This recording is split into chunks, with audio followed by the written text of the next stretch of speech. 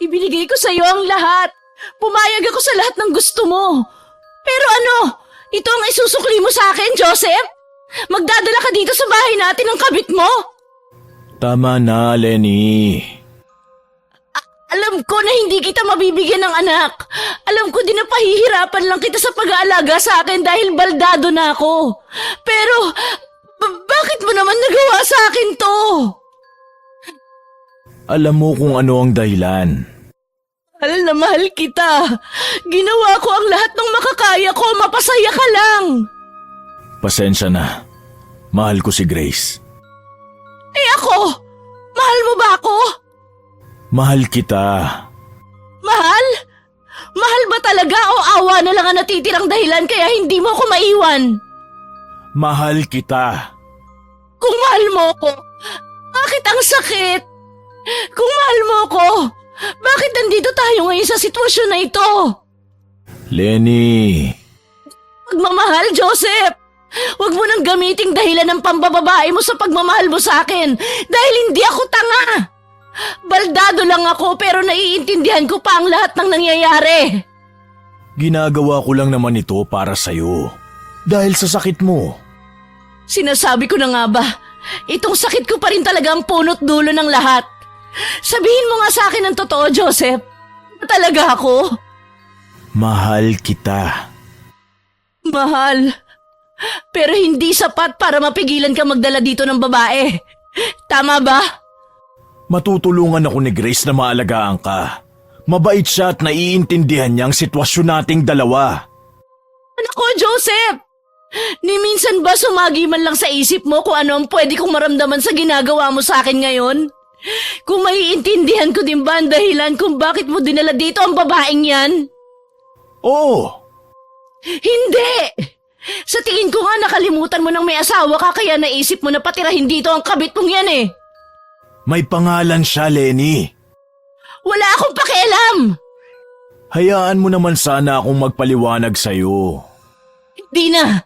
Sapat na ang ginawa mong panloloko sa akin ngayon para malaman ang sagot sa lahat ng katanungan ko, Joseph. Ito lang ang tatandaan mo. Hindi ko hahayaan na tumiray ang babae mo dito ng matagal. Gagawa ako ng paraan para maghirap siya. Naiintindihan mo ba ako? Mabait si Grace. Huwag mo naman sanang gawin ito, Lenny. Pero hindi siya maililigtas ng kabaitan niya sa akin. Pagbali-baliktarin mo man ang mundo, kabit mo pa rin ang Grace na yan. At ako ang asawa, ako ang legal. Humanda sa akin ang babae mo. Ha? Ano ba ang kaya mong gawin, Lenny? Lumpo ka! Sa ating dalawa, alam ko na alam mo kung ano ang kaya kong gawin. Huwag mo kong hinahamon, Joseph. Pinanood lang ni Grace na pagulungin ng asawa ni Joseph ang wheelchair na sinasakyan nito papasok sa loob ng bahay. Bakas pa rin ang mga luha sa mukha ng babae at hindi man niya aminin. Nakaramdam siya ng matinding pagsisisi dahil sa lahat ng sinabi ni Lenny. Kaya nang tuluyan itong nakapasok, mabilis niyang nilingon si Joseph. Huwag na kaya, Joseph. Pwede naman akong tumira sa bahay ng kaibigan ko. Tama si Lenny. Nakakahiya nga naman kung dito pa ako makikitira. Huwag mong sabihin yan, Grace. Ako nagpapunta sa'yo dito. Ako ang humingi ng tulong sa'yo. Alam kong wala talaga sa plano natin ang nangyayari ngayon. Pero intindihin mo na lang sana kung bakit ganun ang naging reaksyon ng asawa ko sa nangyari. Siguro nagulat lang siya dahil hindi ko nabanggitan tungkol dito. Naiintindihan ko naman. Nahihiya lang talaga ako sa asawa mo. Pasensya na. Hindi mo dapat narinig ang sinabi ng asawa ko. Masakit man pakinggan pero tama naman si Lenny. Kabit mo lang naman talaga ako, Joseph. At tanggap ko yun dahil mahal kita. Hindi ko lang talaga mapigilan na makaramdam ng hiya dahil sa mga nangyayari ngayon. Huwag mo na lang pansinin yung nangyari ngayon. Nadala lang si Lenny ng emosyon niya kaya niya yung nasabi. Sana nga. Shh. Magiging ayos lang ang lahat. Huwag ka nang mag-alala. Mabuti na lang talaga nandito ka, Joseph. Hindi ko alam kung anong gagawin ko kung wala ka. Hindi naman ako mawawala. O siya, tara na. Akin na yung mga gamit mo. Sige. Basta pag may ginawa o sinabing masama sa'yo si Lenny, sabihin mo lang kaagad sa akin, ha? Hindi ko hahayaan na masaktan ka niya. Pumasok ang dalawa sa loob at muli silang sinalubong ni Lenny na nakataas ang kilay at mukhang inis pa rin sa mga nangyayari.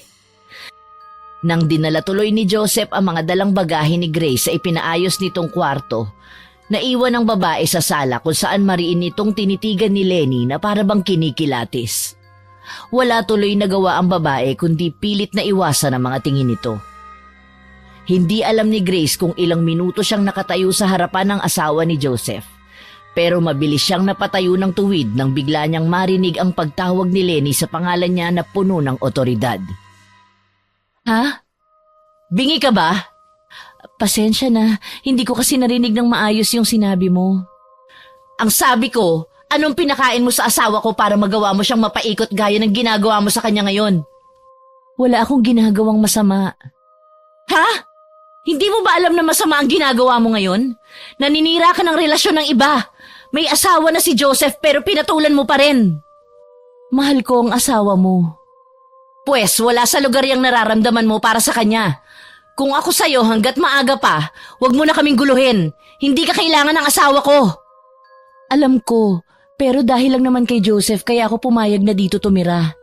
Hindi man niya aminin, ramdam ko na mahirap para sa kanyang nangyari sa inyo. At dahil nga mahal ko ang asawa mo, kusang loob ako nagsabi sa kanya na tutulong ako para alagaan ka. Nababaliw ka na ba? Naririnig mo ba ang mga sinasabi mo sa akin ngayon, Grace? Kabit ka! Hindi ka dapat nandito ngayon para mag-alaga ng asawa ni Joseph. Mag-alaga sa akin! Hindi mo naman kailangan pumayag, Lenny. Napag-usapan na namin ito ni Joseph at pumayag naman siya. Kaya nga nandito ako ngayon. Mahal na mahal mo talaga ang asawa ko, ano? Alam kong mali, pero hindi ko pagsisisihan ang nararamdaman ko para sa asawa mo. Tanga! Isa kang baliw! Hindi ko alam kung masasabi mo pa sa akin ang lahat ng sinabi mo ngayon pagdating ng panahon. Pero isa lang ang alam ko. Nakakaawa ka! Ngumiti lang si Grace sa sinabi ng asawa ni Joseph bago ito pumasok sa loob ng kwarto kung saan naabutan ng lalaki na abala sa pag-aayos ng mga gamit niya. Hindi pa nga sana nito mapapansin ang presensya ni Grace kung hindi pa siya naupo sa mismong harapan ni Joseph at tinulungan ng lalaki na mag-ayos ng mga gamit. Sa gitna ng pagliligpit nilang dalawa, hindi napigilan ni Grace na mapaisip habang nakatitig sa gwapong mukha ni Joseph. May parte man sa utak niya na nagsasabi na mali ang lahat ng nangyayari. Gusto niyang ibaon yun sa kailaliman ng kamalayan niya para maiwasan na magsisi. Alam kasi ni Grace na may asawa na ito nung una pa lang, kaya pilit niyang iniwasan si Joseph. Pero sadyang mapaglaro ang tadhana at mas lalo lang siyang nahulog dito na nauwi nga sa sitwasyon na kinaroroonan niya ngayon. Bakit ang tahimik mo? Wala naman, may naisip lang ako. May nasabi bang masama si Lenny habang nasa labas ka kanina? O nagsisisi ka na kaagad sa naging desisyon mo? Hindi, wala. Bakit parang may malalim kaya atang iniisip? May problema ba? Pagod lang siguro ako. Gusto mo nang magpahinga? Pwede na ba? Oo naman. Saglit lang at kukuha ako ng ekstrang unang sa labas na pwede nating gamitin. Natin? Sa akin ka tatabi? Oo. Sa'yo naman talaga ako tumatabi, Grace. Bakit parang gulat na gulat ka naman yata? Pero paano yung asawa mo? Paano si Lenny? Baka may bigla siyang kailangan sa gabi tapos wala ka sa tabi niya para tumulong. Masyado ka talagang mabait. Nag-aalala lang naman ako para sa asawa mo. Matagal na akong hindi natutulog sa tabi ni Lenny. Sanay na siya na wala ako sa tabi niya kaya wag mo siyang alalahanin. Magagalit ba siya pag nalaman niyang sa akin ka natutulog? Hindi. Kung sakali man na magalit si Lenny, hayaan mo na lang. Ay sige na nga. Saglit lang at kukuha ako ng unan, ha? Hintayin mo na lang ako dito. Salamat, Joseph. Kinabukasan, maagang nagising si Grace dahil sa malakas na tunog mula sa kabilang kwarto. Para bang may bagay na nahulog doon kaya naman mabilis na tumayo sa kama ang babae at tumakbo, papunta papalabas para silipin kung ano ang nangyari. Nang makarating sa tapat ng pinto, sumalubong kaagad kay Grace ang asawa ni Joseph na nasa sahig at pilit na gumagapang papunta sa wheelchair nito. Dahil likas na mabait si Grace, agad siyang nakaramdam ng awa para kay Lenny at walang pagdadalawang isip na tinakbo niya ang direksyon ng babae para alalayan nitong makapunta sa wheelchair. "Huwag mo ko hawakan! Bitawan mo ako!" "Tutulungan na kita, Lenny." "Kaya ko sarili ko, ano ba?" "Alam kong kaya mo, pero tutulungan na nga kita para mas mapadali ang pagpunta mo sa wheelchair. Wala namang kaso sa akin tong ginagawa ko sa'yo." "Sa akin meron. Hindi ko kailangan ng tulong mo kaya pwede ba? Bitawan mo ako at ako ang pupunta ng kusa sa wheelchair ko." "Tutulungan na nga kita." "Ano ba? Sinabing hindi ko nga kailangan ng tulong mo. Tanga ka ba para hindi mo ako maintindihan?" "Huwag ka mag-alala. Bibitawan naman kita pag nakaupo ka na dun sa upuan. Malapit na tayo." "Bitawan mo ako, Grace!" "Huwag ka nang magpipiglas. Baka bumagsak tayo pareho." "Lintik! Bakit hindi mo ba ako hayaan na lang? Ilang beses ko ba sasabihin sa'yo? Kaya ko nga ang sarili ko!" Anong nangyayari dito? "Itong kabit mo, masyadong pakialamera. Sinabi ko nang kaya kong pumunta sa wheelchair mag-isa pero ayaw niya akong bitawan. Sabihan mo nga siya, Joseph!" Bumagsak kasi siya sa sahig kanina eh." Oh, tinutulungan ka lang naman pala. Bakit nagagalit ka kaagad? "Dahil hindi ko nga kailangan ng tulong ng kabit mo." Lenny, ayusin mo nga ang pananalita mo kay Grace. Tinutulungan ka na nga niya eh. "Joseph, tama na." "Pati ba naman ikaw hindi na rin makaintindi? Hindi ko nga siya kailangan." At ano, hahayaan mo na lang na magmukha kang kawawa sa harapan ni Grace dahil lang sa pagmamataas mo? Ganun ba? Ang pakialam mo kung magmukha nga akong kaawa-awa sa harap niya. Asawa kita. "Wow! Asawa?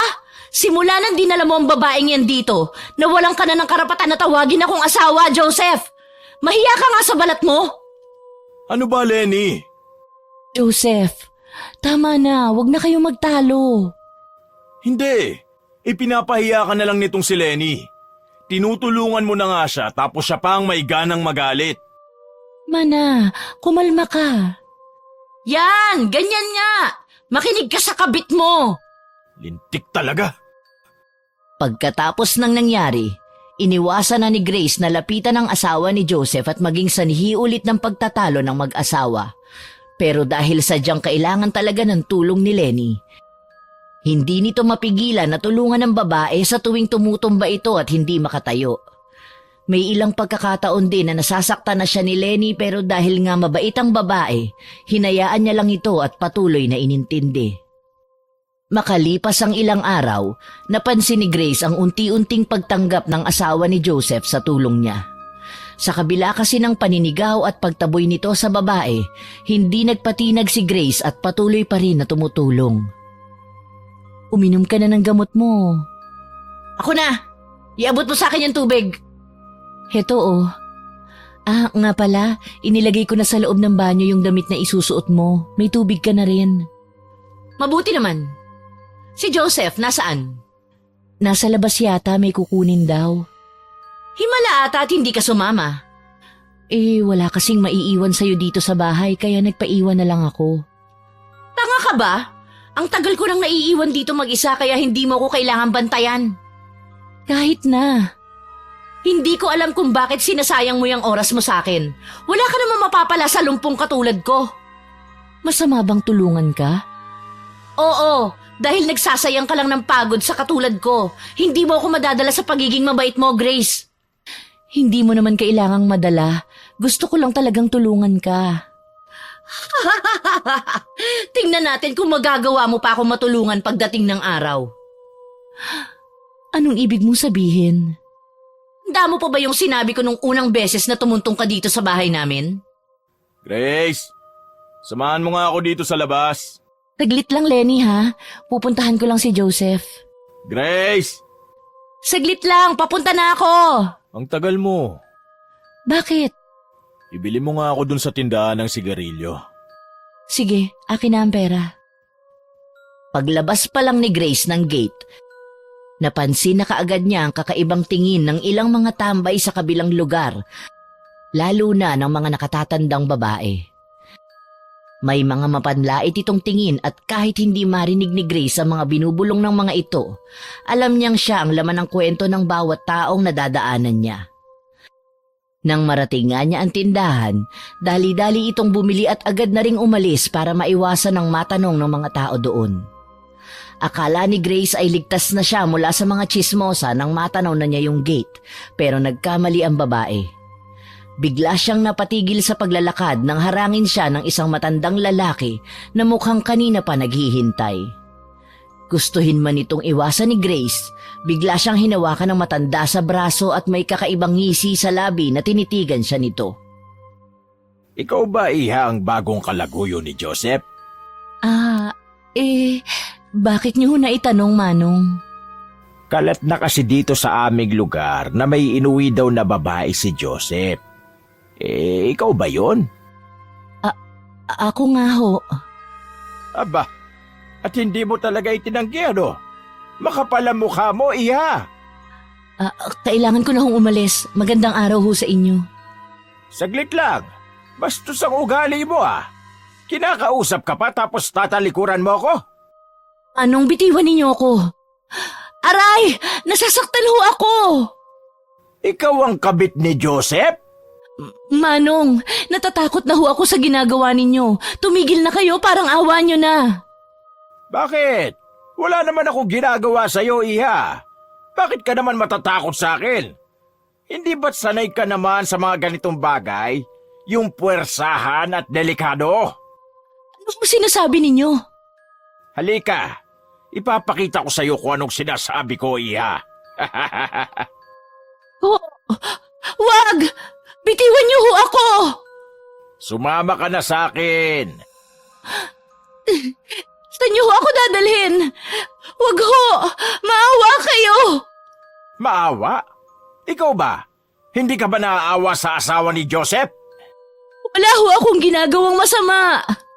Ginamit niyo pa talaga ang sakit niya para lang punan ang init ng katawan niyo, tapos ano? Pumunta ka pa dito para makisulok sa bahay na mag-asawang yon? Hindi ba't malandi ka? Bakit ngayon parang ayaw mo yatang sumama sa akin? Hindi ko ho kayo maintindihan. Kung ganon, ipapaintindi ko sa'yo, Iha. Halika! Bitiwan niyo ho ako! Tulong! Ano ba? Huwag kang maingay. Joseph! Tulungan mo ako!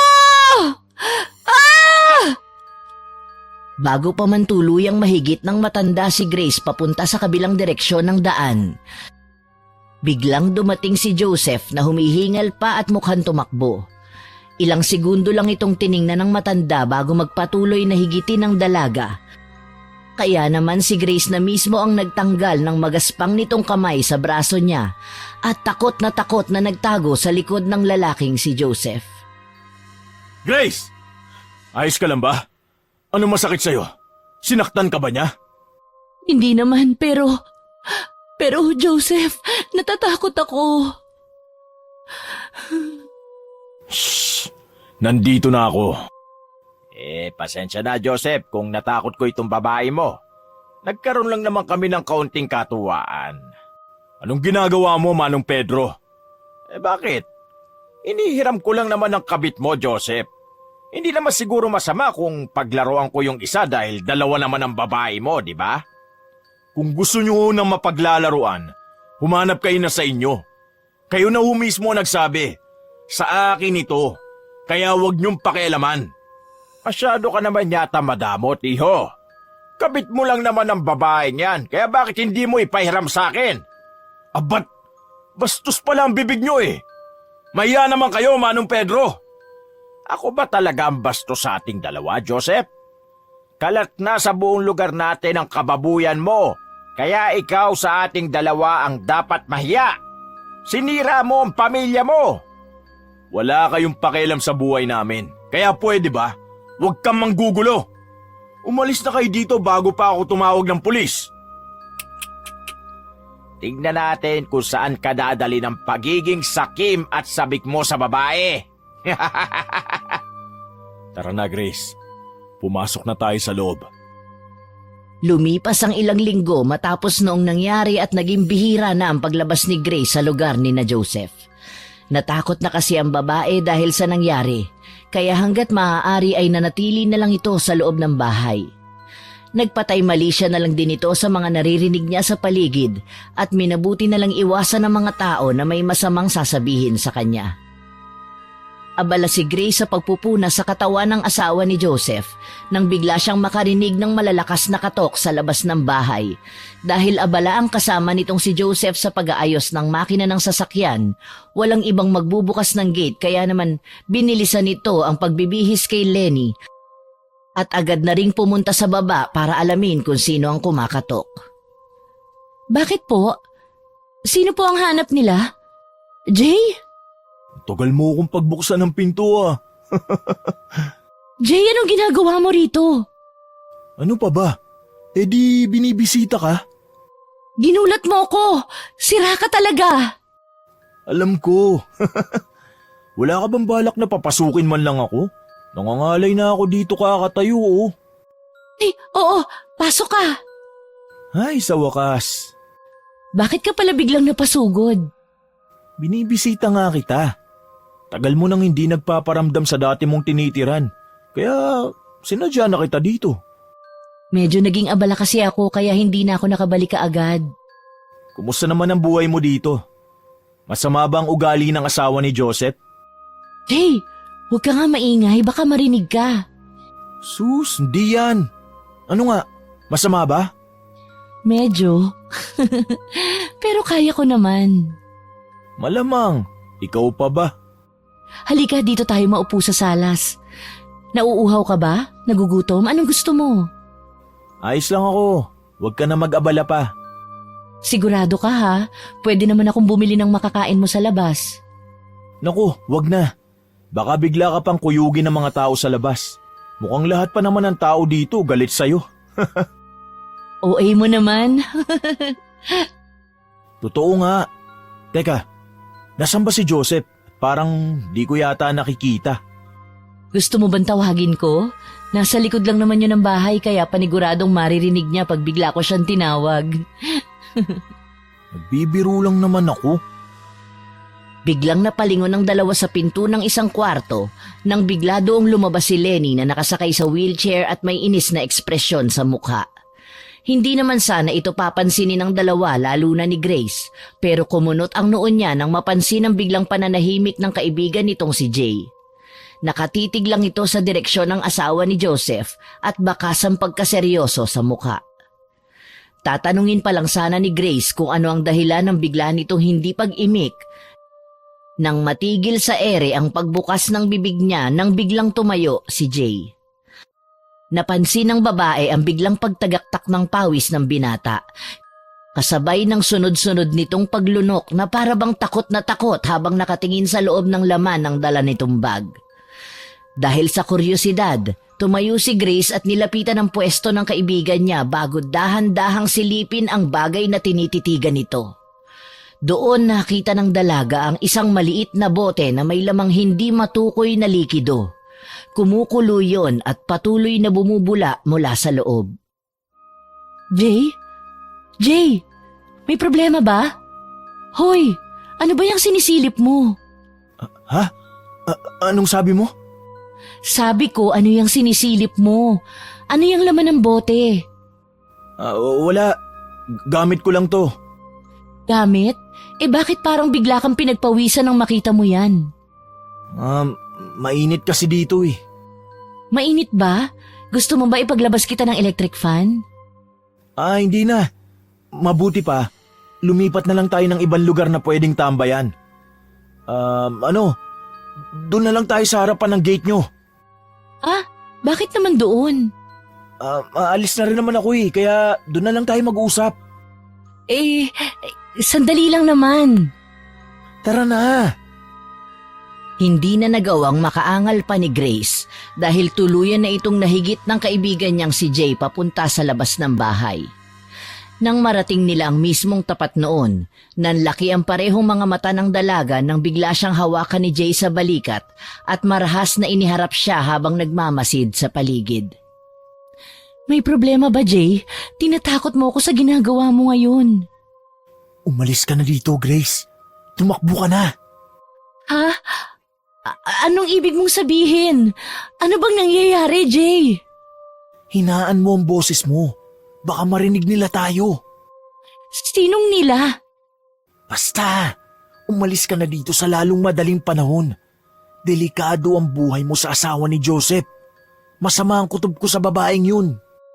Ipaliwanag mo sa akin kung anong nangyayari para naman maintindihan kita. Naguguluhan na ako at natatakot. Makinig ka na lang, Grace. Kung hindi ka aalis ngayon, baka tuluyan ka nang hindi makalabas ng buhay sa bahay na yan. Delikado mga katulad ng asawa ni Joseph. Ano bang nangyayari? Parang awa mo na, Grace. Umalis ka na dito. Iwan mo na si Joseph habang wala pang nangyayaring masama sa'yo. Sasaktan ka ng asawa niya. Hindi ko iiwan si Joseph. Walang mangyayaring masama sa akin dahil wala namang magagawa ang asawa niya. Nakita mo ba, Jay? Lumpo si Lenny. Kaya imposible ang sinasabi mo sa akin ngayon na masasaktan niya ako. Hindi mo naiintindihan ang mga sinasabi mo. Mapapahama ka dito. Mamamatay ka. Jay, ano ba? Hinaan mo nga ang boses mo, baka marinig ka ni Joseph. Maniwala ka sa akin, Grace. Delikado ang buhay mo dito. Tama na, walang mangyayaring masama sa akin. Jay, huwag ka masyadong mag-alala. Pagkatapos ng naging usapan nila ni Jay, umalis na rin kaagad ang binata kaya naman dali-dali nang pumasok sa loob si Grace kung saan sinalubong ito ni Lenny. Tiningnan lang siya ng babae ng ilang minuto bago ito muling pumasok sa loob ng kwarto nito at isinarado ang pinto. Gustuhin man niyang pigilan na isipin ang mga katagang binitawan sa kanya ng kaibigan niyang si Jay, hindi na alis sa isip ng babae ang mga naging usapan nila. Pasimple tuloy na muling tiningnan ni Grace ang saradong kwarto ng asawa ni Joseph bago ito nagpatuloy sa paglalakad papalayo. Sa mga nagdaang araw, naging madalas ang pagbisitang ginawa ng kaibigan niyang si Jay sa bahay ni na Joseph. Kahit si Grace ay nagulat din dito, pero nang maisip niya na ginagawa lang ito ng binata para bantayan siya, ay hinayaan na lang niya itong magpabalik-balik na halos doon na tumira. Ano? Ayos ka lang dito? Ikasampu mo na yatang tanong yan sa akin at gaya ng sagot ko sa iyo nung una, ayos nga lang ako. Alam mo, dapat siguro huwag ka na bumalik dito. Nag-aalala ka lang sa akin. Wala namang nangyayaring masama gaya ng sinabi mo. Pero balik ka pa rin ng balik dito. Nag-aalala lang naman ako para sa kaligtasan mo, Grace. Wala ngang mangyayaring masama. Masyado ka lang paranoid. Mabuti na yung nag-iingat. Baka nga hindi ako makapunta dito ng ilang araw eh. May bahay kasi akong pwedeng puntahan na pwedeng makatulong sa'yo. Salamat naman at titigil ka na rin kahit papaano. Napapansin pa naman ni Joseph yung pagbabalik-balik mo dito. Nagtataka na siya. Basta, kung may mangyaring kakaiba, umalis ka kaagad dito. Gagawa ako ng paraan para makabalik agad, kaya huwag ka mag-alala. Hindi naman talaga ako nag-aalala, Jay. Anong pinagsasasabi mo dyan? Akong natatakot para sa'yo eh. Bakit ba naman kasi natatakot ka? Basta! O siya, alis na ako. Babalik ka agad ako. Babalikan kita. Oo na. Sa mga araw na lumipas, gaya ng sabi sa kanya ng kaibigan nitong si Jay, hindi nga ito bumisita sa dalaga ng ilang beses.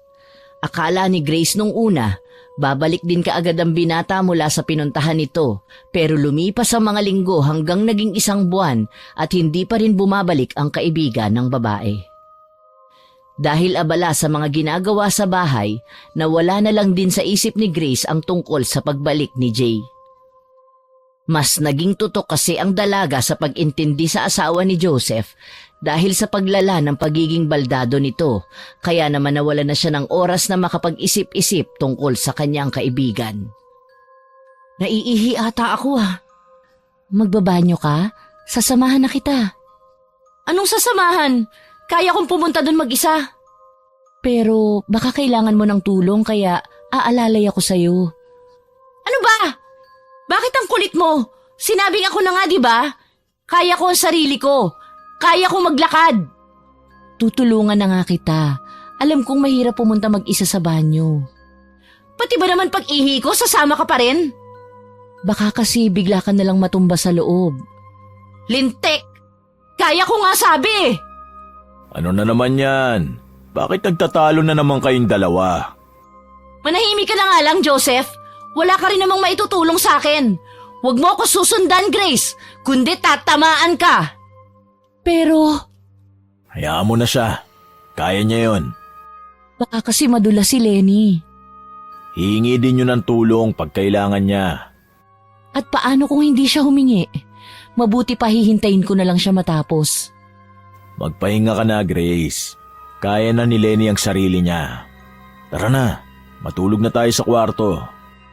Sige na nga. Halika na. Nahiga ang dalawa sa kama at agad na nakatulog dahil sa pagod. Hindi na rin namalayan pa ni Grace kung nakabalik ba ng ligtas ang asawa ni Joseph dahil nagising na lang siya sa kalagitnaan ng gabi dahil sa ingay ng mga aso mula sa labas. Pagmulat pa lang kasi niya, agad na sumalubong kay Grace ang tulog na si Joseph kaya naman dahan-dahan itong umikot papunta sa kabilang bahagi ng kama.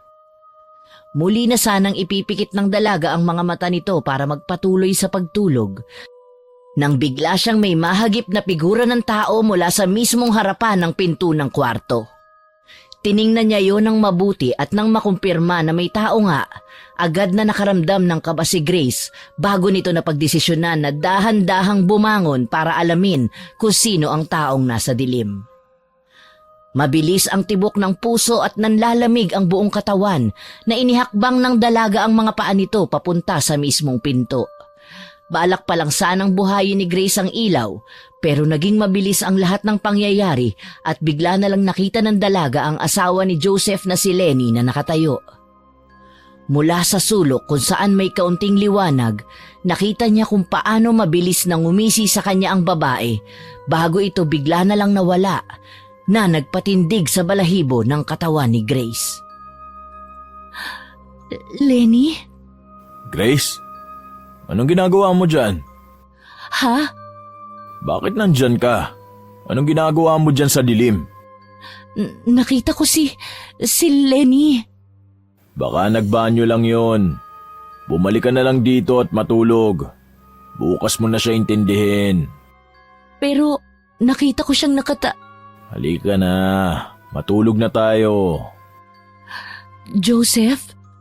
Oh, bakit?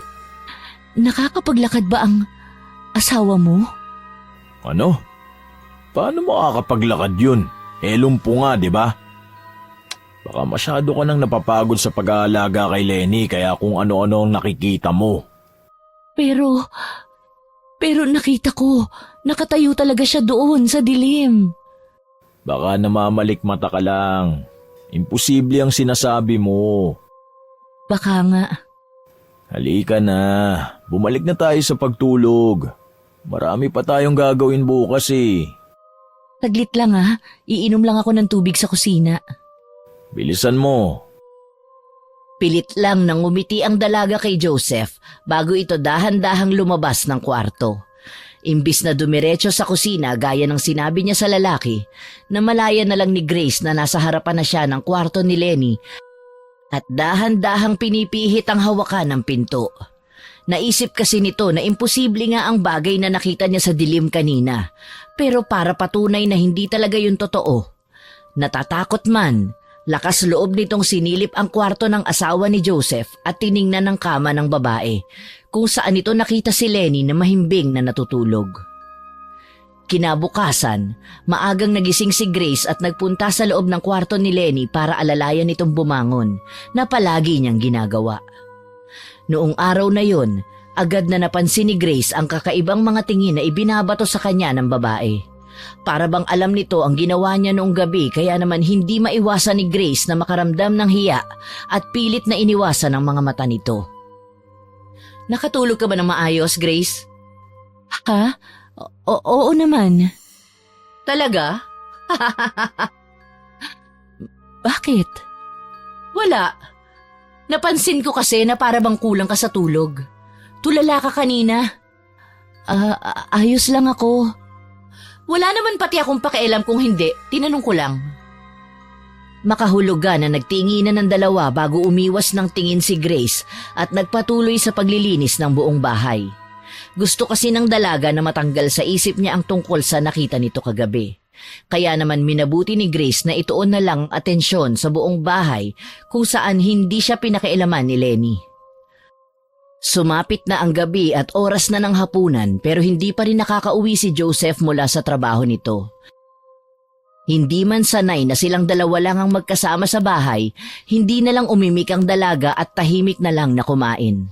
Hindi na rin ito hinintay pa na matapos ang asawa ni Joseph dahil agad na ring tumayo si Grace at pumasok sa loob ng kwarto. May kutob na siya na hindi uuwi si Joseph kaya maaga itong nahiga kahit hindi pa nakakaramdam ng antok. Hindi na namalaya ni Grace kung ilang oras siyang nakatulala sa kisame at doon tuluyang nakatulog pero naalimpungatan ito dahil sa paulit-ulit na pagkurap ng ilaw ng kanilang kwarto. Inis na bumangon si Grace sa kama at pinatay ang ilaw pero paglingon ito sa direksyon ng kama. Muling nanlaki ang mga mata ng babae nang makita niya mula sa dilim ang parehong figura ng tao na nakita niya kagabi. Walang pagdadalawang isip na muling binuhay ni Grace ang ilaw. At gaya ng nangyari nung una, muli niyang nakita si Lenny na nakatayo pero agad ding nawala matapos matamaan ng ilaw. Hindi na nag-isip pa si Grace at mabilis itong tumakbo papunta sa kwarto ng asawa ni Joseph at marahas na binuksan ang pinto. Lenny? Ano ba? Anong ginagawa mo rito? Bakit bigla-bigla ka nalang pumapasok sa kwarto ko? Akala ko nakakapaglakad ka na. Nababaliw ka na ba? Lumabas ka nga dito. Pasensya na. Ano na? Labas! Nababaliw na nga yata ako. Pasensya na ulit. Labas! Baliw! Isinarado ni Grace ang pinto at mabilis siyang bumalik sa loob ng kwarto kung saan paulit-ulit niyang inuntog ang sarili niyang ulo sa dingding ng kwarto dahil sa matinding kahihiyan. Hindi niya maintindihan kung anong nangyayari sa kanya at nakakakita siya ng mga ganong bagay. Naisip nito na baka pagod lang siya sa maghapon. Hindi na rin nagawa pang makatulog ni Grace dahil sa nangyari. Magdamag na lang itong naupo sa kama habang nakatitig sa labas ng pinto kung saan niya nakita ang figura ni Lenny sa dilim kung saan nakatayo ito at may nakakatakot ng ngisi sa labi. Dahil walang tulog, hindi pa tuluyang sumisikat ang araw nang bumangon si Grace at lumabas. Dumiretso siya sa kwarto ni Lenny at mahina doong kumatok bago pumasok sa loob. Gigisingin pa lang sana nito si Lenny pero biglang napatigil si Grace nang mapansin ang mga bakas ng hayop sa sahig ng kwarto ng babae. Maputik yon at may ilang lupa na napasama kaya imbis na gawin ang palagi niyang ginagawa sa umaga, kumuha si Grace ng basang pamunas at nilinis ang kwarto ni Lenny. Malapit na siyang matapos nang biglang dumating si Joseph at napansin siya, kaya naman agad na tumayo si Grace para sana ipaghanda ng makakain ng lalaki na agad nitong pinigil. Kape, gusto mo ba ipagtimpla kita? Hindi na. Natulog ka ba, Grace? Ha? Oo naman. Bakit parang puyat ka yata? Ayos ka lang ba? Saka, anong ginagawa mo dito sa kwarto ni Lenny ng ganito kaaga? Gigisingin ko na sana si Lenny kaso nakita kong puno ng putik itong kwarto niya kaya naglinis muna ako. Maaga naman ako nagising kaya inuna ko muna itong gawin. May sakit ka ba? Wala naman, ayos lang ako. Nga pala, ikaw, bakit ngayon ka lang umuwi? Ang daming aberya sa trabaho eh. Baka nga bumalik pa ako dun mamaya. Kukuha lang siguro ako ng ilang damit at pagkain dito bago umalis. Ka napapadalas yan ah. Kaya nga eh. Paano mamayang gabi? Hindi ka na naman dito matutulog? Posible. Bakit? May problema ba dito sa bahay? Wala. Puro ka wala. Nagdududa na ako. Lenny? Lenny, gumising ka dyan! Bakit? Maaga pa, wag mo muna siyang gisingin. Lenny! Bakit ba? Kita nang natutulog ang tao. Oh. Ano na namang ginawa mo kay Grace? Joseph, wala. Ha? Ano na naman bang sinumbong niyan sa'yo? Wala naman akong ginawang masama sa kanya. Siya nga tong bigla-bigla na lang sumusugod dito sa kwarto ko. Ikaw umamin ka na habang nagtatanong pa ako na maayos. Kundi malilintigan ka sa akin. Wala nga! Wala siyang ginawa sa akin, Joseph. Huwag mo na siyang ipagtanggol pa, Grace. Kilala kita. Lintik na buhay to, kagigising lang eh. Napagbibintangan agad. Wala akong ginawa dyan sa kabit mo, kaya pwede ba? Lumabas na kayo dito dahil umiinit lang ang ulo ko. Ang aga-aga. Pasimpleng nilingon ni Grace si Lenny, pero tiningnan lang siya nito ng masama bago tuluyang sumarado ang pinto. Sa buong maghapon tuloy, napansin ng babae na pinag-iinitan siya ni Lenny dahil sa sinabi ni Joseph. Mabuti na lang at hindi natuloy sa trabaho ang lalaki, kaya naman nagagawang iwasan ni Grace ang mga binabalak ng asawa nito sa kanya. Naging mabilis ang lahat ng pangyayari noong hapon na yon. Magkakasabay ang mga ito na kumain at agad na ring nahiga pagsapit ng gabi. Matapos kasi nitong punasan ng katawan ng asawa ni Joseph, bumalik na kaagad ito sa kwarto para magpahinga. Pero hindi pa man tuluyang lumalalim ang pag-idlip nito gaya ng palaging nangyayari sa kanya. Nagising si Grace dahil sa hindi maipaliwanag na pakiramdam. Kusang pumaling ang ulo niya papunta sa direksyon ng pinto at doon ito muling nakita si Lenny. Hindi katulad ng una niyang nakita. Ang Lenny na nakasiksik sa dilim ay may kakaibang itsura. Kulubot ang mukha nito at mapapansin ang pagkalawlaw ng balat na nagpadagdag sa takot na nararamdaman ni Grace na mga oras na yon. Nababaliw na ba talaga ako? Anong tinitignan mo? Ano ba? Nakakagulat ka naman. Bakit bigla-bigla ka nalang nagsasalita ng ganon? Akala ko tulog ka na. Bakit ba? Napansin ko lang naman na nakatingin ka sa labas ng pinto kaya nagtanong ako. Ayos ka lang ba? Oo, medyo natakot lang ako. Ano ba kasing tinitingnan mo doon? Oo, wala. May napansin lang ako sa dilim. Magpahinga ka na. Kung ano-ano tuloy ang nakikita mo eh. Pwede mo bang isarado yung pinto? Hindi lang ako makatulog ng maayos pagbukas. Ganun ba? O sige, saglit. Salamat. Yan, okay na? Oo. Matulog na tayo. Baka pagod lang yan. Sa paglipas ng mga araw, akala ni Grace, titigil na ang mga kakatuwang bagay na nakikita niya patungkol sa asawa ni Joseph. Pero naging malala lang ang mga sumunod na pangyayari. Umabot yun sa punto kung saan nakakaramdam na ng matinding takot ang babae sa tuwing sumasapit ang dilim, lalo na pag wala si Joseph sa bahay. May mga pagkakataon kasi na nakikita ni Grace si Lenny na gumagapang sa ilalim ng kama nila. Minsan pa ay nasa taas ito ng kisame at para bang gagamba na nakadikit habang may nakakatakot na ekspresyon sa mukha. Dahil sa mga nangyayari, naging mailapang dalaga sa asawa ni Joseph kahit na wala siyang ebidensya na totoo ang mga nakikita nito. Ilang ulit din niyang sinabi kay Joseph ang tungkol doon pero hindi ito naniwala sa kanya at palaging ipinipilit na baka pagod lang si Grace dahil sa pag-aalaga. Hanggang sa dumating nga ang isang gabi na kinatatakutan ng dalaga. Kayo na muna ang bahala dito sa bahay Baka sa makalawa pa ako makauwi dahil kailangan ko mag-overtime sa trabaho. Hindi ba pwedeng sumama na lang ako sa'yo? Sasama ka? Paano si Lenny? Walang mag-aalaga at magbabantay sa kanya dito. Pero... Bakit parang gustong-gusto mo naman atang dumikit sa asawa ko? Akala ko ba aalagaan mo ko, Grace? Manahimik ka dyan, Lenny Hindi ka nakakatawa. Umuwi ka na lang kaya mamayang gabi. Pipilitin ko. Babalik naman ako bukas kung hindi man ako makauwi kaagad. Kaya huwag ka mag-alala. Sige. O siya, aalis na ako. Magsarado ka agad kayo ng bahay Malapit ng dumilim. Ingat ka. Ha? Bakit ba palagi ka na lang nauutal? Para kang tanga. Pasensya na. May bigla lang kasing pumasok sa isip ko kaya hindi kita narinig ng maayos kanina. Shh. Tulungan mo nga akong pumasok sa loob ng kwarto. Linisin mo na rin yung sahig. May mga putik na naman ba?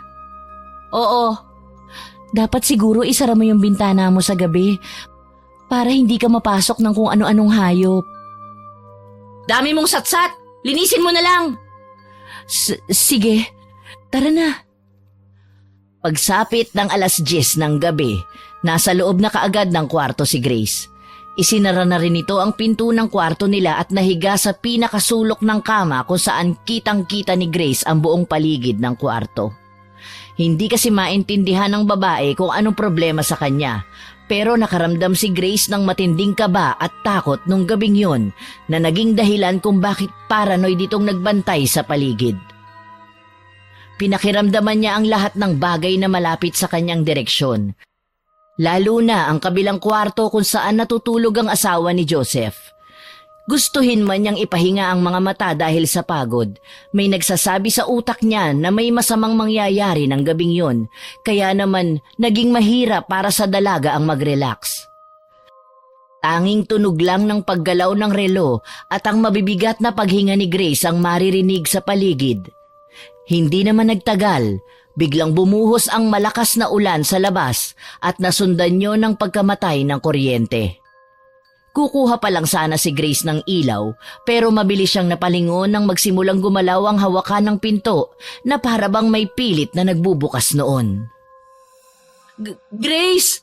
Tulungan mo ako! Lenny? Tulungan mo ako! Tumumba yung wheelchair! Pero... Grace, ano ba? Wala akong makikita dahil sa dilim. Hihintayin na lang natin bumalik yung ilaw bago kita tulungan. Grace, buksan mo tong pinto! Bakit? Tulungan mo ako! Lalabas ako mamaya. Pasensya na talaga. Grace! Huwag mo naman akong takutin ng ganito, Lenny. Parang awa mo na. Grace! Tama na, please! Buksan mo tong pinto! Buksan mo! Ah! Buksan mo to! Papasukin mo ako, Grace! Lenny, tama na! Buksan mo ito! Tumigil ka na, please! Lumabas ka dyan! Nanindig ang lahat ng balahibo ni Grace sa katawan matapos niyang marinig ang kakaibang boses ng babae. Naging malagong yun na parabang malaking tao si Lenny, kasabay ng marahas na paggalaw noong hawakan ng pinto. Kung nung una ay pilit lang na pinipihit ng asawa ni Joseph yung hawakan, ngayon ay parabang gusto na talagang sirain ng babae ang pinto para lang makapasok. Tuluyang nanginig ang katawan ni Grace dahil sa takot. Tumakbo siya papunta sa pinakadulong bahagi ng kwarto at nagsimulang magsisigaw sa bintana para humingi ng tulong sa labas. Alam kasi ng dalaga na hindi na si Lenny ang nasa labas ng kwartong yun at malakas ang kutob ni Grace na mapapahamak siya oras na tuluyan niyong makapasok.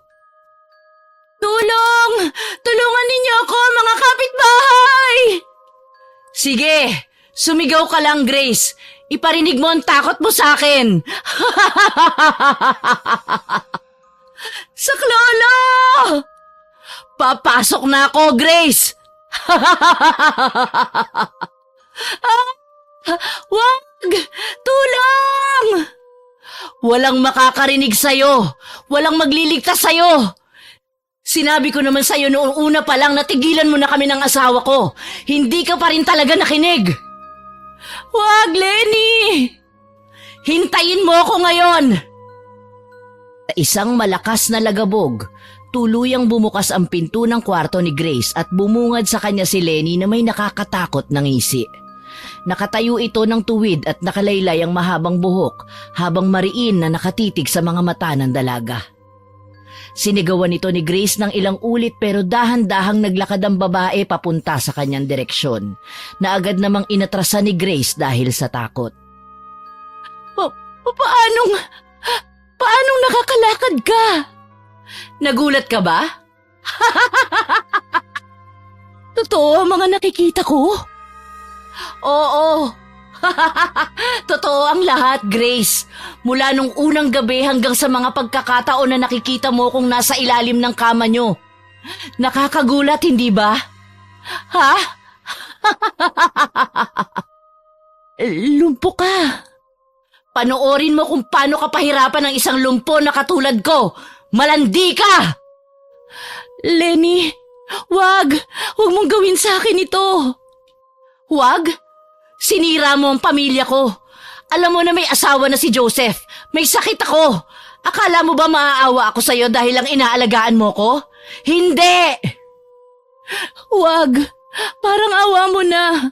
Wala naman akong ginawa sa iyong masama. Malandi ka! Haliparot at maninira ng pamilya! Dapat sa'yo, patayin! Lenny, wag! Halos lumuwa ang mga mata ni Grace nang mapanood niya kung paano dahan-dahang magbago ang anyo ni Lenny bilang isang malaking aso. Ang katawan nito ay nananatiling pantao pero ang mukha at ang mga kamay ni Lenny ay napalitan ng katawan ng aso. Itim na itim yun at may mahabang pangil. Talaga namang nakakahindik at nakakapanindig balahibo dahil sa takot. Sa pagkakataon naman na yun, tuluyang napagtanto ng babae na hindi normal si Lenny at agad na pumasok sa isip niya ang katagang aswang. Dahil sa mabilis na kilos nito, nagulat na lang si Grace nang maramdaman niya ang mabigat nitong katawan na dumamba sa kanya. Pareho itong bumagsak sa sahig at napahiga, kasabay ng biglang pagbukas ng bibig ng aso at akmang kakagatin na sana si Grace sa leeg na agad niyang naharangan ng kamay. Napasigaw ang babae sa matinding sakit habang pinapanood ang sarili niyang dugo na tumutulo papunta sa mismong harapan ng kanyang mukha. Gustuhin man niyang itulak paalis ang aso, masyado itong malaki at malakas para sa kanyang sugatang kamay. Wala tuloy nagawa ang babae kundi ang mahinang umiyak habang dinadamdam ang pagkirot ng kamay niya dahil sa walang tigil na pag-atake doon ni Lenny. Papatayin kita! Papatayin kita, Grace!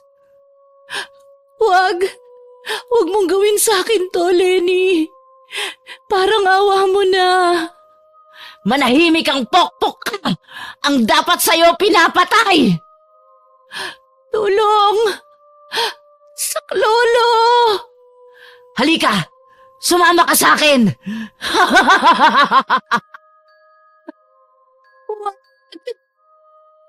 Gusto man ni Grace magpumiglas para makatakas kay Lenny.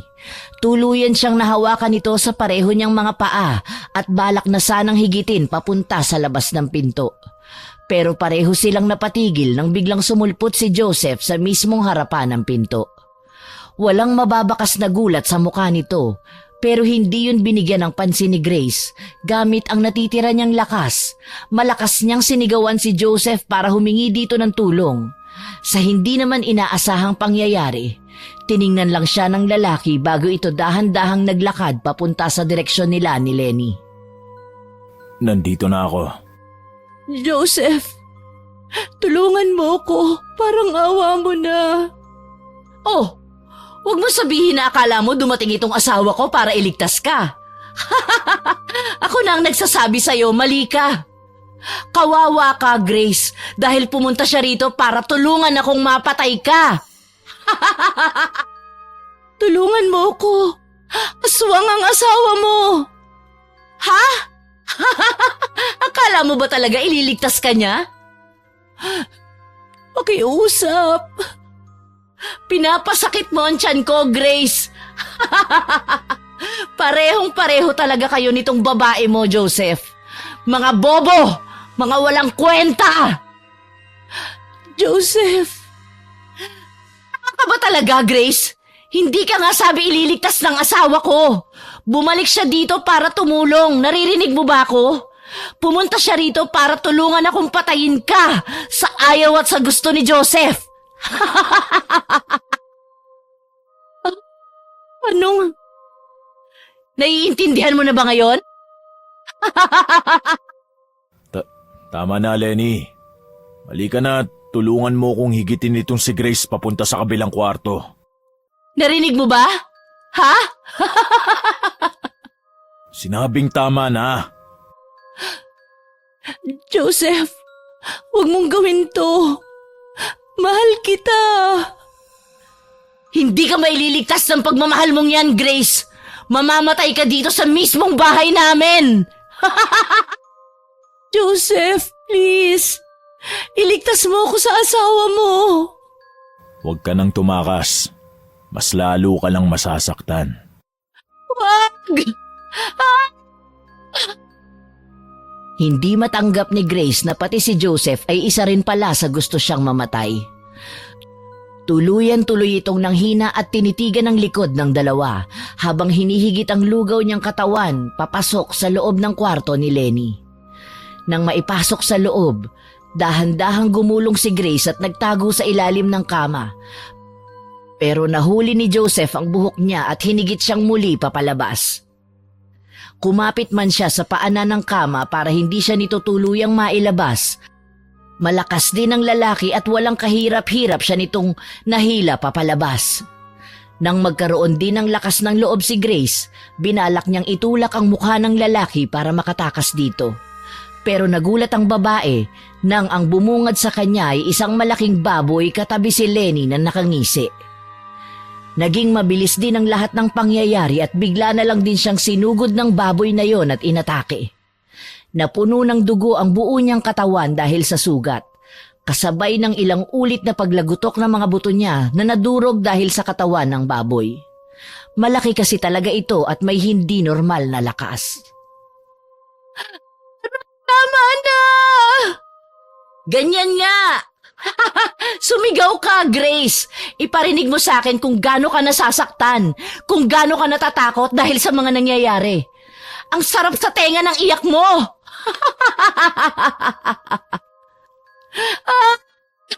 Ang sakit! Tama na! Sige pa! Huwag niyong gawin sa akin to! Masakit! Dahan-dahan mo siyang patayin, Joseph. Ipatikim mo sa babaeng yan ang sakit sa ginawa niyang pagsama sa'yo dito sa bahay. Joseph! Tama na! Ganyan ang parusa sa mga katulad mo, mga maninira ng relasyon. Aray ko! Tama na, Lenny! Ayoko na! Tama! Ganyan nga! Unti-unting namamanhid ang buong katawan niya sa patuloy na pag-atake ni Joseph sa baboy nitong anyo. Utay-utay, tinatanggap na rin ng buong katawan ni Grace ang lahat ng sakit na ibinibigay sa kanya ng mag-asawa.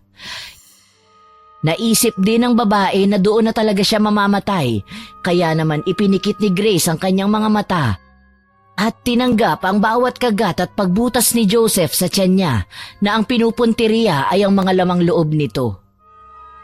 Tahimik na umiyak lang si Grace at nagdasal habang patuloy na sumisigaw sa loob ng isip.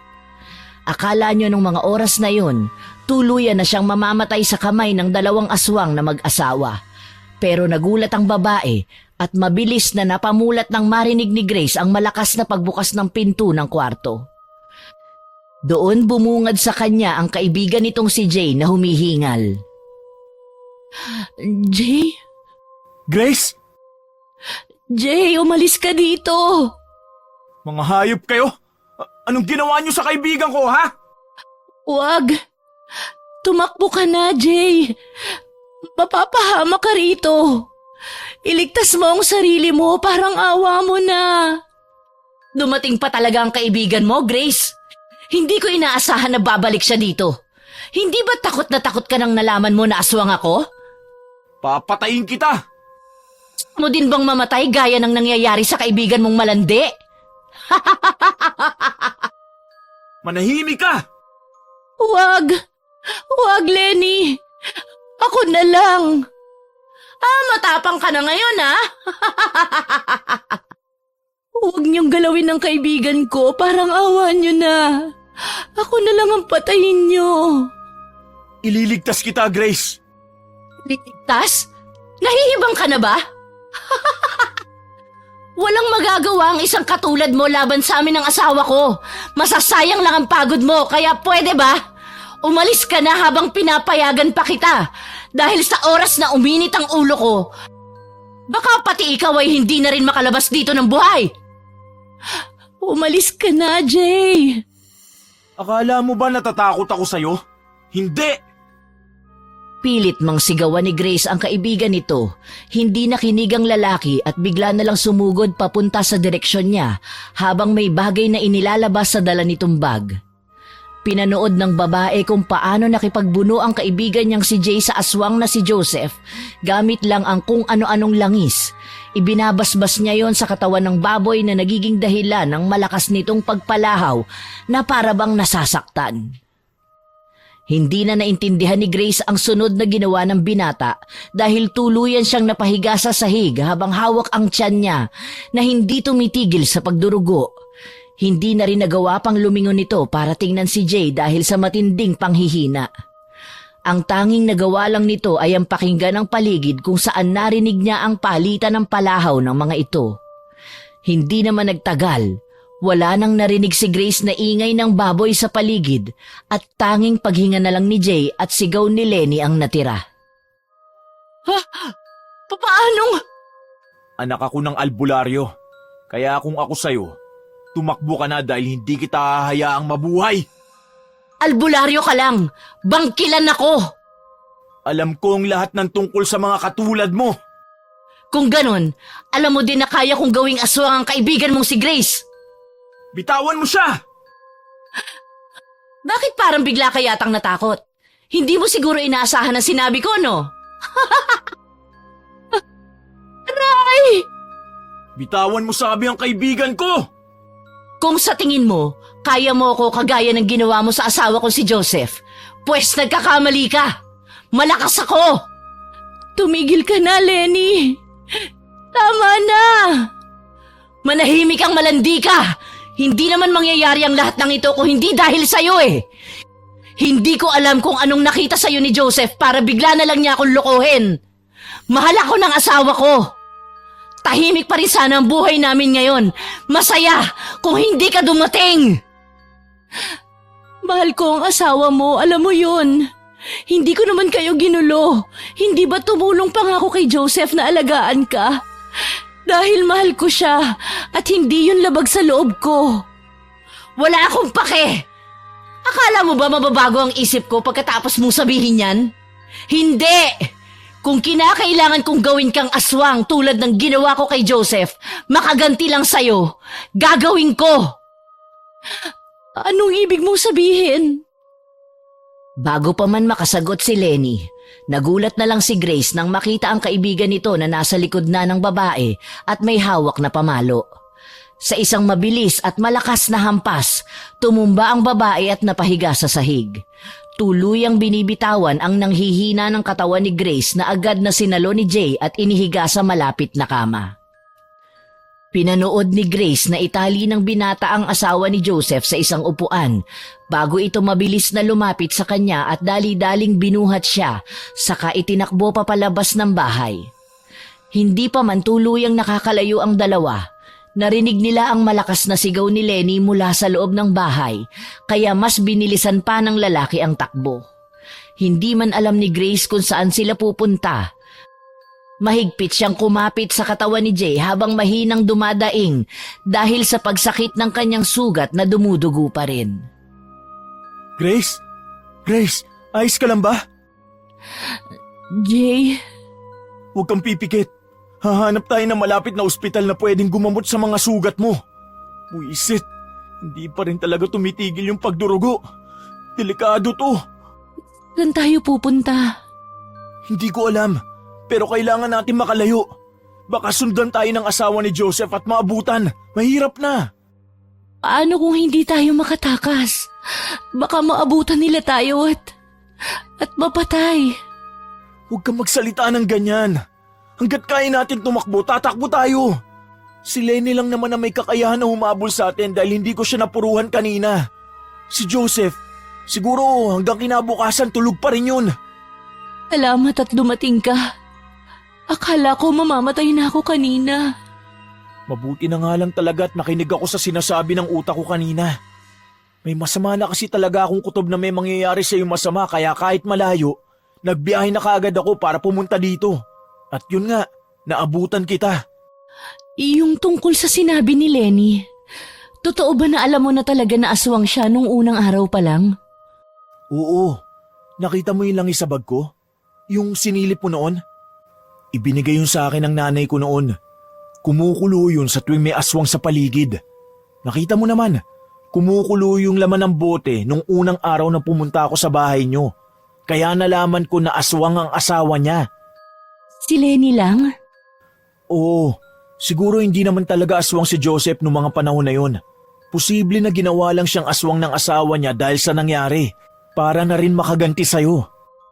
Diyos ko, kaya ba sabi ni Lenny gagawin niya rin akong aswang?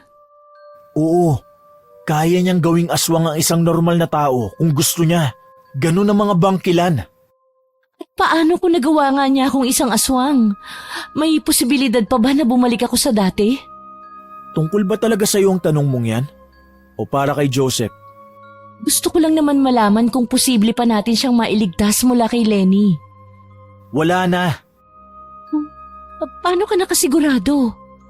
Malakas ang kutob ko na alam din ni Joseph na aswang ang asawa niya. Paano kung... Tama na, Grace. Munti ka na nga mamatay dahil sa pagmamahal mo sa lalaking yun eh. Tumigil ka na. Sorry. Ayos lang, tara na. Kumapit ka sa akin na mahigpit. Tatakbo ko na mabilis. Kailangan natin na mas makalayo dito. Sige. Kaunting tiis na lang. Magagamot na rin yung mga sugat mo. Gagawa ako ng paraan. Mariin na napapikit si Grace habang pinapakiramdaman ang mabilis na pagtakbo ng kaibigan niyang si Jay. Hindi nito alam kung gaano nakalayo ang narating ng lalaki. Pero takas siyang nagmulat ng mga mata at sumilip matapos biglang tumigil ni Jay. Mula sa madilim na bahagi ng daan, nakita niya ang isang pamilyar na lalaki na naninigarilyo at may dalang bote ng alak. Hindi man nila makita ng maayos ang lalaki, agad nilang nalaman na lasing ito matapos itong maglakad papunta sa kanilang direksyon. Manong Pedro? Kilala mo siya? Oo, nakatira malapit sa bahay ni Joseph. Masama na naman ang kutob ko dito. Grace? Iya? Ngayon na lang kita ulit nakita. Sino naman to kasama mo? Bago mong lalaki? Ang landi mo talaga. Huwag mo na lang siyang pansinin, Jay. Magpatuloy ka na lang sa paglalakad. Sige. Oh, saglit lang naman. Bakit umalis kayo kaagad? Kailangan na ho kasi naming umalis. Pasensya na ho, Manong. Pero kailangan na ho talaga naming umalis. Sinabing saglit lang eh. Hindi ba kayo makaintindi? Nasaan ba si Joseph? At inahayaan niyang lumabas ang kabit niya ng ganitong oras. Umalis na tayo dito, Jay. Natatakot ako. Saglit lang. Joseph! Joseph! Nandito ang kabit mo! Si Grace, nandito! Jay, takbo! Tumakbo ka na! Sige. Hoy! Saan kayo pupunta? Bumalik kayo dito! Nagpatuloy sa pagtakbo si Jay papalayo sa lasing na si Manong Pedro. Nang lingunin naman ng dalaga ang direksyon ng matanda, napansin niya ang patuloy na pagsigaw nito na muling nagpabili sa tibok ng kanyang puso.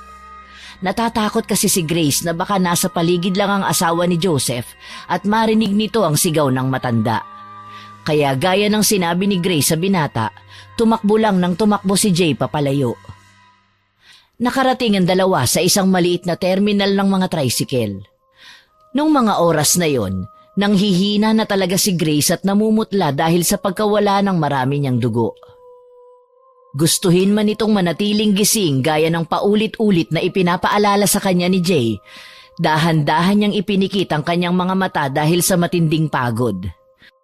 Naramdaman na lang ng dalaga na inihiga siya ng kaibigan sa loob ng sasakyan kasunod ng paggalaw nun at pagkabuhay ng makina. Tara na ho, Manong! Jay? Bakit? Nandito lang ako, Grace. Grace? Gumising ka! Hindi ka pwede matulog! Sakit na talaga, Jay. Hindi ko na kaya. Hindi pwede! Kaya mo yan! Kaunting tiis na lang madadala na kita sa ospital. Makakaalis na tayo dito. Mauubusan na yata ako ng dugo. Hindi na ata ako aabot. Shh! Huwag ka magsalita ng ganyan. Makakarating tayo sa ospital kaya gumising ka. Manong, bilisan niyo na ho ang takbo. Mawawalan na ng malay ang kaibigan ko. Jay, natatakot ako. Ligtas ka na, huwag ka mag-alala. Kaunting oras na lang at tuluyan na tayo makakalayo sa lugar na ito. Hindi na tayo masusundan ng asawa ni Joseph. Hindi ka na niya magagalaw. Kaunting tiis na lang talaga. Makalipas ang ilang buwan at nakaligtas nga ang dalawa mula sa tiyak na kapahamakan nung gabing yun. Nakatakbo sina Grace papalayo sa kamay ni Lenny at ligtas siyang naitakas ni Jay papunta sa kabilang bayan, kung saan agad na naisugo dito sa ospital at nagamot. Muntik man mamatay, hindi nagtagal at mabilis din naman na gumaling ang lahat ng sugat ng babae. Sa mga araw na lumipas, nagpatuloy ang pagtatago ng dalawa sa takot na baka hinahanap ito ng asawa ni Joseph. Wala silang narinig na balita mula sa mag-asawa, pero hindi yun naging sapat para makampante ang pakiramdam ng magkaibigan. Hindi na nga nila namalayan na ilang buwan na pala ang nagdaan kung gaano kaingat ang dalawa noon. Kahit walang kakaibang nangyayari sa mga araw na nagdaan ay nagpatuloy pa rin ang mga ito sa pagtatago. Paano kung bumalik kaya tayo? Nasisiraan ka na naman ng ulo. Hindi na ako babalik sa lugar na yun. Bahala ka. Tahimik na kasi, Jay.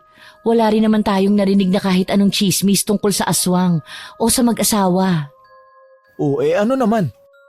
Malay mo, lumipat na pala sila ng bahay pagkatapos nung nangyari. Yun na nga.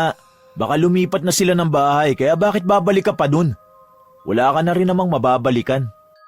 Hindi naman ako sigurado kung tama nga talaga ang kutob ko. Kaya nga dapat puntahan natin. Ang tigas talaga ng ulo mo. Dali na kasi. Hindi ka ba natatakot? Paano kung balikan ka ng asawa ni Joseph? Paano kung sa pagkakataon na to, hindi ka na talaga makatakas? Eh di patay ka. Hindi na mauulit yun. Binigyan mo naman pati ako ng pangontra kaya hindi na nila ako malalapitan. Yan ang sinasabi ko. Hindi porket may pangontra ka, Grace, ligtas ka na kaagad sa aswang. Pangontra nga lang, di ba? Oo na, samahan mo na kasi ako. Nakakainis ka naman. O siya, sasama na ako. Salamat. Agad na nagbiyahe si Grace at ang kaibigan nito pabalik sa bahay ni Joseph. Hindi pa man tuluyang nakakarating sa mismong tapat ng bahay, agad na nakaramdam ang babae ng magkahalong takot at kaba. Ayaw niyang ipahalata sa kaibigan nito ang kanyang nararamdaman pero agad na napansin ni Jay ang ekspresyon ng mukha niya, kaya kumunot ang noo ng binata at mahinang napailing. Naunang naglakad si Grace papunta sa direksyon ng bahay at nang marating na nga nito ang mismong harapan ng gate, lumingon ito kay Jay at hinintay na makalapit. Bago pa man nila mapasok ang loob, agad na napatigil sa paghakbang si Grace dahil sa boses ng isang matanda. Wala na sila dyan. Manong Pedro, ano ang ibig niyong sabihin? Matagal nang umalis yung mag-asawa dyan. Ilang buwan na rin siguro ang nakalipas. Bakit ho kaya? Alam niyo ho ba kung anong dahilan? Ikaw, sino pa ba? Kalat na sa buong bayan na ikaw ang dahilan kaya biglang umalis sina Joseph dito para lumipat ng bahay sa ibang lugar. Siguro dahil tumakbo ka kasama niyang bago mong lalaki. Makipag-usap naman ho kayo na maayos. Nakikipag-usap naman ako na maayos ah. Sinabi ko nga na umalis na dyan yung mag-asawa, di ba? Maayos nga ho. Wala naman kayong respeto kay Grace. Dapat magbigyan ng respeto ang mga katulad niya. Abat, bastos talaga ho kayo, no? Tama na, Jay. Umalis na tayo rito. Inila ni Grace ang kaibigan niya paalis sa dating tapat ng bahay ni Joseph at muli silang sumakay sa pampasaherong tricycle pabalik sa kabilang bayan kung saan sila nagtago. Napansin niya ang pananahimik ng lalaki kaya naman hindi na lang ito umimik hanggang sa makabalik na nga sila sa kanilang lugar. Pagkatapos ng nangyari, hindi na bumalik si Grace sa bayan ni Joseph. Nagpatuloy na lang siya sa pamumuhay sa bayan na tinirhan nila ng kaibigan nitong si Jay at doon nagbagong buhay. Naghiwalay na rin ng landas ang dalawa at nagpatuloy sa pamumuhay. Dahil nga malapit ito sa isa't isa, hindi nakakalimot ang lalaki na bisitahin si Grace 2 beses sa isang buwan para kumustahin ito. Wala na ring nangyaring kakaiba sa buhay ng dalaga, kaya naman unti-unti na niyang kinalimutan ang mapait na pangyayari sa kanyang buhay, kung saan muntik na siyang mamatay sa kamay ng mga aswang. Ginamit ni Grace na aral ang lahat ng naranasan niya ng gabing yun, at mas pinili na lang na mamuhay mag-isa nang walang tulong ng lalaki maliban sa matalik niyang kaibigan na si Jay. Oh, paano? Alis na ako. Sige, salamat nga pala sa lahat ng tulong mo sa akin. Wala yun. Magkaibigan tayo, di ba? Normal lang natulungan kita kahit ang kalabang ko pa mga aswang. Loko ka talaga. Mag-ingat ka dito ha. Wala na ako sa paligid kaya umayos ka. Tawagan mo na lang ako pag may nangyaring hindi maganda at dadating ka agad ako. Oo na. At parang awa mo na. Pumili ka naman ng matinong lalaki. Yung walang sabit o walang asawa. Mapapahama ka lang talaga sa mga ganong klase ng lalaki. Mamaya, aswang na naman. Hindi na, natatakot na ako. Nakakadala pala. Mabuti naman. O siya, alis na ako ha. Bye-bye. Umiwas ka sa mga aswang ha. Oo, ikaw din. Kinawayan ni Grace ang kaibigan nito at pinanood ang umaandar na jeep papalayo sa terminal kung saan niya ito hinatid. Nang hindi na niya matanaw yung sasakyan, saka lang siya tumalikod at may matamis na ngiti sa labi na naglakad papalayo. Maraming nangyari sa buhay ni Grace. Maganda, masaya, nakakatakot at nakakamatay. Marami siyang napulot na aral dahil sa nangyari at sa awa naman ng Diyos, hindi na siya nakasalubong pa ng panibagong aswang matapos ang lahat.